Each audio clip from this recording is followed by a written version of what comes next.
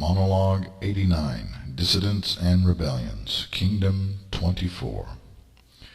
In any nation there are dissidents and rebels, from America to Russia, from Iran to China. There are always those who have a different vision and a different view of how things should be done, and who wish to overthrow the current paradigm, even as this revealing is intended to instigate a revolutionary movement. Moreover, I have laid down principles by which rebellion can be carried to fruition, and there will be those who use the formula to rebel against you. No matter how compassionate, lenient, or fair you may try to be, it will not quell those who are determined to destroy you. And no matter how severe, cruel, or tyrannical your methods of dealing with such groups, they will spring up as weeds in your midst over and over again. The harder you persecute such individuals and groups, the more power you will give to them. And killing such ones creates martyrs, and martyrs are very good recruiting tools. No matter how many doors you open to let them leave, they will never go away. And even those who are cast out will attempt to sneak back in, that they might work against you from the underground. Moreover, not all dissidents are to be ignored. Those who do not call for your overthrow, but merely call for some reform that is reasonable and sound, should not be ignored. Yet those who call for you to ignore the principles upon which the nation was founded cannot be placated. If you try to leave them be, they will grow until they become a mighty army, infiltrating your ranks and sowing dissent in your midst, corrupting the system as termites in the framework. And if you crack down hard on them, the world will be given ever more reason to tighten its grip and cut off your trade and freedoms of movement. So what can be done?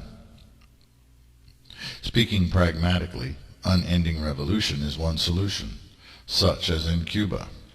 Loath though I may be to cite an atheist communistic state, the patriots of the kingdom will also be passionate, and a passionate love instilled in the population is like a flu shot against the virus of rebelliousness.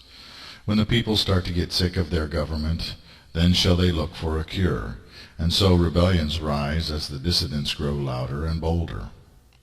However, even after you have become a nation, even when all seems secure and at peace, let not the holy revolution end, and behave still as if you are trying to win the nation you have already won, from below and within.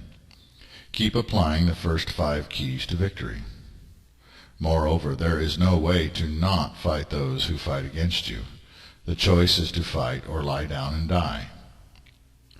Do not create martyrs, but quickly and quietly strike at rebel camps and safe houses, with your own patriots infiltrating the ranks of the revolutionaries on a constant basis.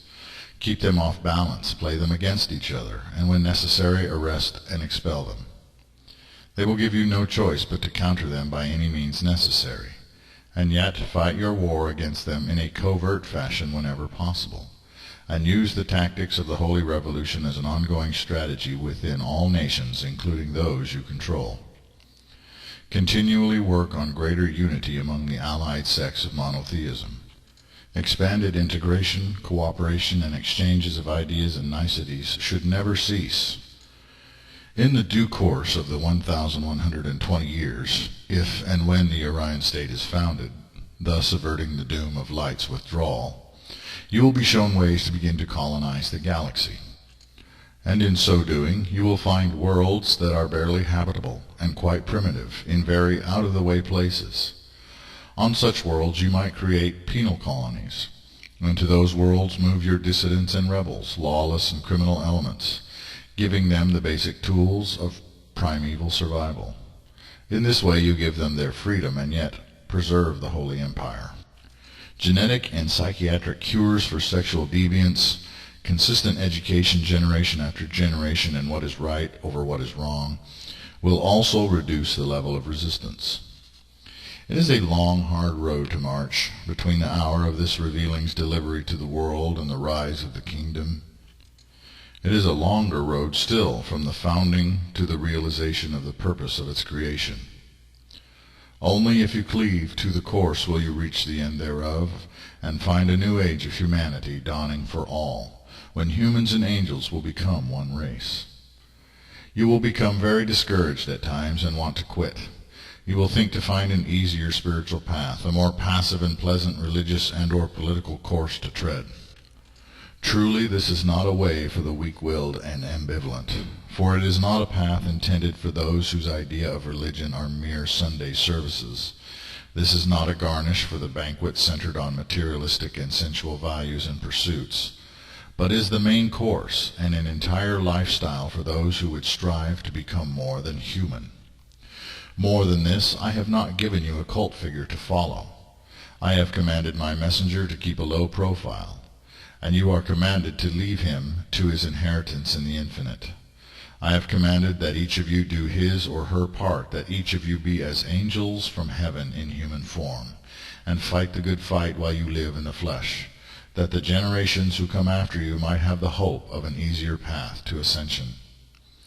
Even the Lady of Light and the Righteous One are not to be worshipped or looked to as gods, but only as fellow servants in the way. Any woman who glorifies herself as a prophet or goddess is not the Lady of Light, and any man who proclaims himself the Righteous One is an Antichrist. By their deeds and their service, by merit, will these two be manifested and known, and even they can fail, for without free will the chance of failure, the story, and the struggle are worthless. I commend anyone who has read this far and has found a path to eternity herein. May everyone who finds hear, and may all who hear listen, and may all who listen attend, and may all who attend play their part in the manifestation of God's kingdom within each human being and among the nations of man.